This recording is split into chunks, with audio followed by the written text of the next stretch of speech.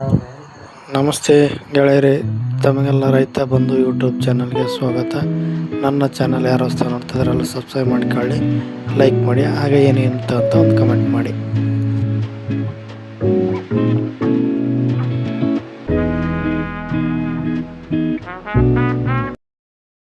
ನಮಸ್ತೆ ಮಂತೇಶ್ ಅವರ. ತಮ್ಮ ಕುರಿ ಸಾಕಾಣಿಕೆ ಹಾಗೂ ಕೋಳಿ ಸಾಕಾಣಿಕೆ ಬಗ್ಗೆ ನಾನು ಭಾಳ ಕೇಳಿದ್ದೆ. ಬೇರೆ ಬೇರೆ ನಮ್ಮ ಸ್ನೇಹಿತರು ಕೂಡ ಹೇಳಿದ್ರು, ಇಲ್ಲ ಅವರು ನೋಡಿ ಒಂದು ಇಂಥ ಕೃಷಿ ಮತ್ತು ಹಣ ಹೆಂಗೆ ಗಳಿಸ್ಬೇಕು ಅನ್ನೋದನ್ನು ಒಬ್ಬ ರೈತ ಆಗಿ ಅವರು ಮಾಡಲಾಗಿದ್ದಾರೆ. ನೀವೊಂದ್ಸಲ ಅವ್ರ ಹತ್ರ ಹೋಗಿ ಬರ್ರಿ ಅಂತಂದೇಳಿ ಅನೇಕ ನಮ್ಮ ಸ್ನೇಹಿತರು ಹೇಳಿದರು. ಅದಕ್ಕೆ ಇವತ್ತು ನಿಮ್ಮ ಇದಕ್ಕೆ ಬಂದಿದ್ದೀವಿ ಸರ್. ಎಷ್ಟು ಕುರಿಗಳು ಸಾಕಿದ್ದೀರಿ ಅಥವಾ ಇದ್ರ ಬೆಳವಣಿಗೆ ಬಗ್ಗೆ ಏನು ಅನ್ನೋದನ್ನ ಸ್ವಲ್ಪ ನಮಗೆ ತಿಳಿಸ್ತೀರಾ?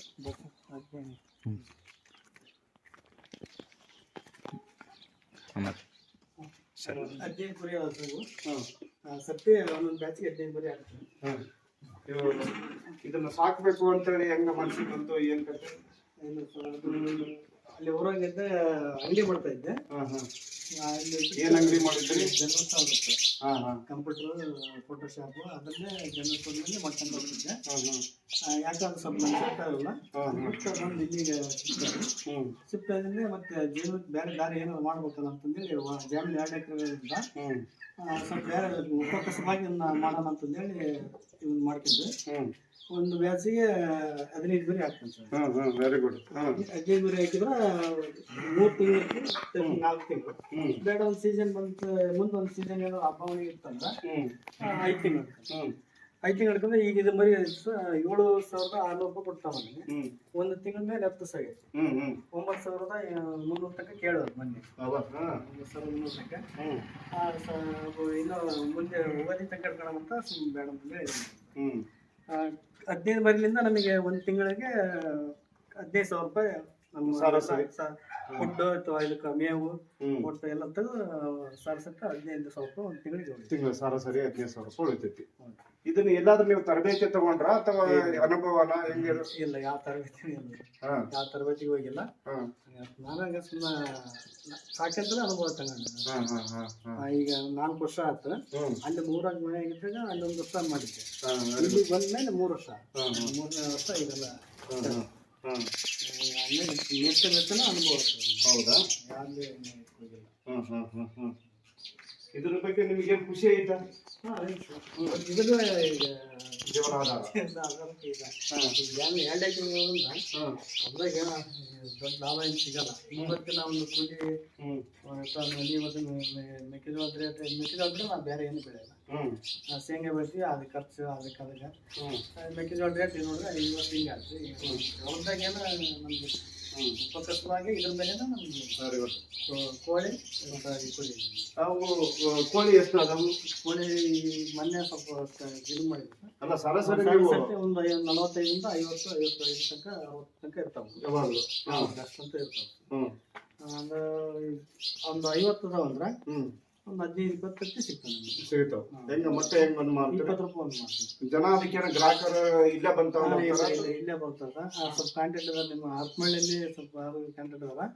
ಅವ್ರಿಗೆ ಬಸ್ಸಿಗೆ ಇಟ್ಟು ಕಳಿಸ್ಬಿಡ್ತೀವಿ. ಸಂಜೆ ಬಸ್ಸಿಗೆ ಇಟ್ಟು ಕಳಿಸಿ ಫೋನ್ ಮಾಡಿದ್ರೆ ಆ ಬಸ್ ಅಲ್ಲಿ ಒಂದು 4-5 ಜನ ಅದಾರ ಸರ್ ಹರಪನಹಳ್ಳಿ. ಆಮೇಲೆ ಇಲ್ಲಿ ಯಾರಾದ್ರೂ ಬಂದು ತಗೊಂಡ್ಬರ್ತಾರೆ. ಈಗ ಎಷ್ಟೋ ಜನ ಓದಿರ್ತಾರ, ನಾವು ಓದಿದೀವಿ ನಮಗೆ ಕೆಲಸ ಇಲ್ಲ ಅಂತಾರ, ಅಥವಾ ಭೂಮಿ ಸ್ವಲ್ಪ ಇದೆ ಅದ್ರಲ್ಲಿ ಏನೋ ನಮಗೆ ಗಿಟ್ಟದಿಲ್ಲ ಅಂತಾರ. ಈ ಅಭಿಪ್ರಾಯ ಬಹಳ ಜನ ವ್ಯಕ್ತಪಡಿಸಿ ನಿರುದ್ಯೋಗಿಗಳ ಸಂಖ್ಯೆ ಹೆಚ್ಚಿಗೆ ಆಗ್ತೈತಿ. ಇದಕ್ಕೆ ನೀವೇನ್ ಹೇಳ್ತೀರಿ? ಇಂಥ ಜನರಿಗೆ ರೈತ ಉದ್ದಿಮೆ ಆಗ್ಬೇಕು. ಉಪಕಸಬು ಆಕಳ ಮಾಡ್ಬೋದು, ಕುರಿ ಸಾಕಾಣಿಕೆ, ಕೋಳಿ ಸಾಕಾಣಿಕೆ ಎಲ್ಲ ಮಾಡ್ಬೋದು. ನಂದು ಒಂದು ಆಕಳ ಇರ್ತದ, ಮಲ್ನಾಡಿಗಿದ್ದ ಕರ ಇದೆ. ಮಲ್ನಾಡು ಗಿಡ್ಡ ಮಾಡಿದಿರ? ಅದು ಇದು ಅಡ್ಜಸ್ಟ್ ಆಗೈತ ನಮ್ಮ ಇದಕ್ಕೆ? ಎಲ್ಲಿಂದ ತಂದಿದ್ರೆ? ಇದರಲ್ಲಿ ಕಡೂರು ಆ ಕಡೆ ಪಕ್ಕದ ಇದೆ, ಅಲ್ಲಿಂದ ತಗೊಂಡ್ಬಂದ್ವಿ. ಅಡ್ಜಸ್ಟ್ ಆಗಿದೆ. ಹೌದಾ? ಈಗ ಇದ್ರ ಜೊತೆಗೆ ಒಂದು 2 ಆಕಳ ಮಾಡ್ಕೊಂಡ್ರೆ ಸಾಕ. ಮತ್ತೆ ನಾವು ಆಕಳ ಮಾಡಿಲ್ಲ, ಮನೆ ಹುಡುಕಂತಂದ್ರೆ ಮಲ್ನಾಡು.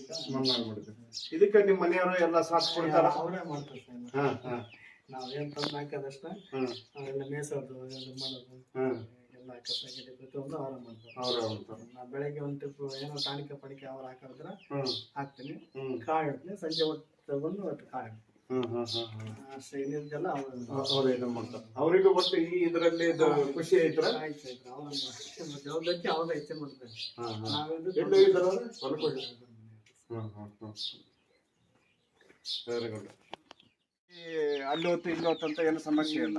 ಇಲ್ಲಿ ಹೊರಗೆ ಏನಕ್ಕತ್ತಲ್ಲ, ಇಲ್ಲೇ ನಮ್ದು ಎಲ್ಲ ಜಮೀನು ಈಗ ಇಲ್ಲಿ ಅಡ್ಡಾಡ್ತಾವು. ಮತ್ತೆ ಸಂಜೆ ಹೊತ್ತಿಗೆ ಬಂದು ಇಲ್ಲಿ ಗೋಡ್ನೊಳಗೆ ಹೋಗ್ಕೊಂತ. ಅದೇನು ಟರ್ಕಿ ಕೋಳಿ ಅಂತ ಹೇಳಿದ್ರಲ್ಲ, ಅದೇನು ವಿಶೇಷತೆ?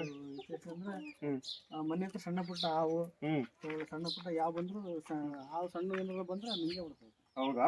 ಅಂತ ದೊಡ್ಡ ಬಂದ್ರು ತರ್ತದೆ ಮಣ್ಣು. ಟರ್ಕಿ ಕೋಳಿ ಇದ್ದಂಗೆ ಮನೆ ಹತ್ರ ಸೆಕ್ರೆಟ್ ಇದ್ದಂಗೆ ಟರ್ಕಿ ಕೋಳಿ.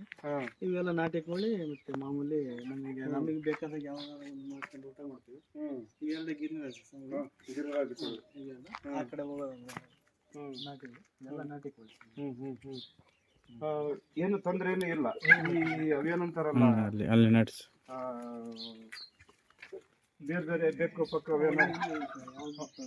ಅವೇನು ಇಲ್ಲ.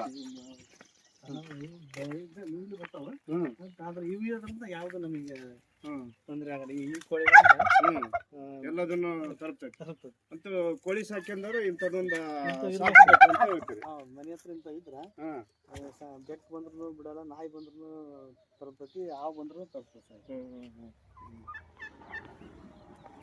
ಇದೇನು ಗಿಡ? Dragon fruit. ಇದೇನು ಒಂದೇ ಗಿಡ ಹಾಕಿದ್ದೀರ? ಒಂದು ಹಾಕಿರ್ತಾನೆ ಡ್ರ್ಯಾಗನ್ ಫ್ರೂಟ್. ಅಲ್ಲ ಒಂದು 2-3 ಟೈಮ್ ಹಣ್ಣು ಬಿಟ್ಟತಾನೆ.